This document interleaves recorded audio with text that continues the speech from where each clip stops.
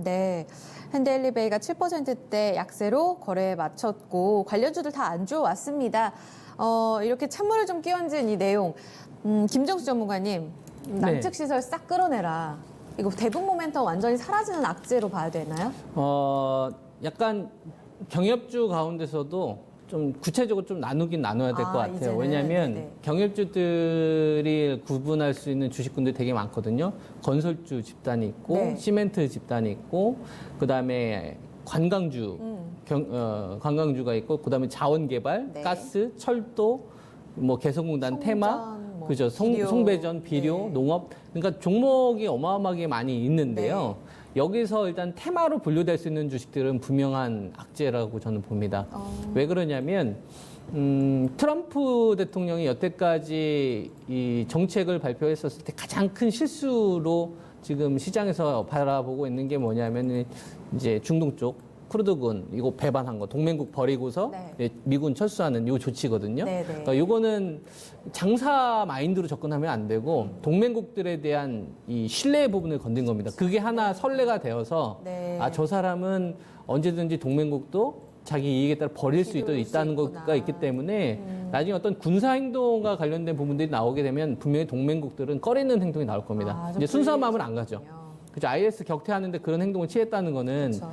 이거는 분명히 사회적으로 큰 신뢰 문제를 건들 수가 있죠. 그게 이제 트럼프가 가지고 있는 저는 가장 큰 실수였다고 보고 있고요. 네. 반대로 이번에 김정은 이 사람이 가장 큰 실수를 한 게 저는 바로 이 부분이라고 생각을 합니다. 왜냐하면 금강산 관련된 이 부분, 시설 철거와 관련된 부분들은 저는 실무회담 파기보다도 더 문제가 크다라고 생각을 하는데 네. 왜 그러냐면 선례를 남길 수가 있죠. 그러니까 김정일 때 8천억을 받고서 그다음에 50년 동안 이 사업 독점권을 받기로 계약을 했는데 자기가 됐으니까 우리 아버지가 잘못 생각한 것 같다. 다시 하자. 이런 거는 네. 정치적인 문제가 있었으면은 뭐 트럼프나 우리나라 정치적인 문제를 풀어야 되는데 민간 기업들에 대한 거를 강탈하는 식으로 가버리기 때문에 나중에 실무회담이 다시 풀린다고 하더라도 의심하지 않겠습니까? 아무로 대기업들이 진출하더라도 야 현대아산그룹 봐봐라. 가장 신뢰가 그죠? 컸던 아산 그룹이 그렇죠. 그러니까 이거는 뭐냐면은 정치적으로 문제를 푼 거를 민간 기업까지 오게 되면 나중에 투자를 집행을 한다 하더라도 이거는 못 믿겠다라는 생각이 더 들 수밖에 없겠죠. 네. 그러니까 최근 들어서 이제 변화된 행동을 좀 보이면서 경협주들이 살아났는데 그런 사람들을 배반한 거예요. 그러니까 이거는 좀 신뢰 문제를 건드렸기 때문에 네. 테마주들은 좀 소멸될 수 있는 요인을 작용할 거로 보이고요. 네. 만약에 회담이 재개가 되게 되면 대장주가 다른 형태로 나올 것 같아요.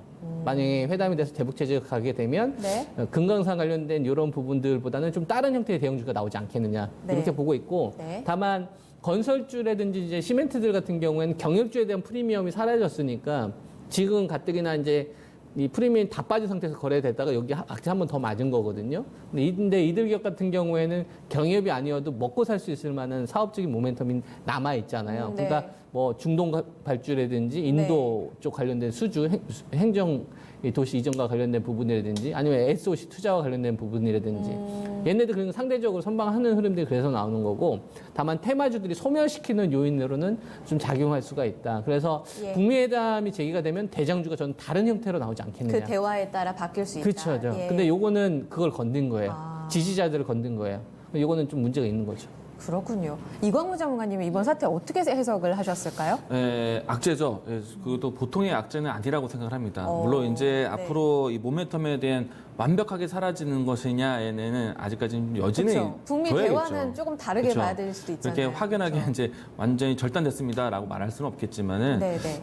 대단히 큰 악재라고 생각을 합니다. 왜냐하면은 이 북한과 남한의 경협 사업을 재추진하면은 가장 우선순위에 있었던 게 금강산, 개성공단 이 두 사업이었지 네. 않습니까? 그리고 북한 쪽에서 또 남한 쪽에서 지원하고자 또 북한에서 원했던 이 경제에 대한 부분들을 풀 수 있는 부분들은 금강산, 개성공단이었는데 네. 그 중에 이제 금강산 시설에 대한 이런 좀 비판은 네.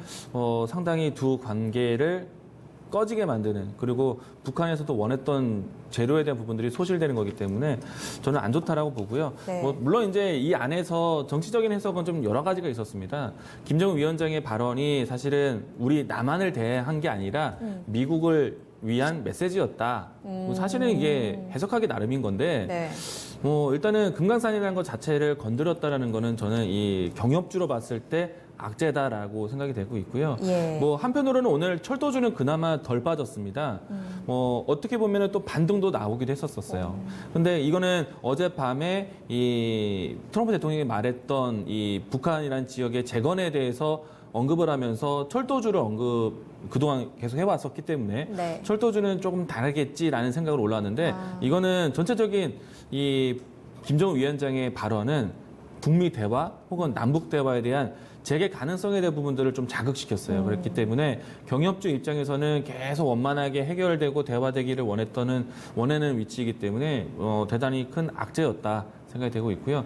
특히나 이 철도주만 살아남다고 볼 수는 없습니다. 뭐 전체적인 대화가 안 되면은 네. 철도주도 역시나 안 좋은 악영향이 되기 때문에 그쵸. 저는 예. 오늘 하락이 완벽한 이 마지막 하락이라고 볼 수는 없고 네. 내일장에서도 걱정이 될 거예요. 그래서 북미 간의 대화, 남북 간의 대화에 대한 일정이 나오기 전까지는 네. 경협주에 대한 움직임이 상당히 걱정이 될 만한 악재였다. 라고 판단을 합니다. 두 분 다 좋게 보시진 않습니다. 현대 아산도 당혹스럽다. 차분히 대응하겠다. 정부도 의도 파악 중이다라고 합니다. 추가적으로 좀 더 악재가 완전히 이제 소멸이 되는지 혹은 이제는 정말 보수적으로 봐야 될지 여부가 판단이 된다면 저희가 또 전해드리겠습니다. 일단 악재로 또 해석을 해주셨네요.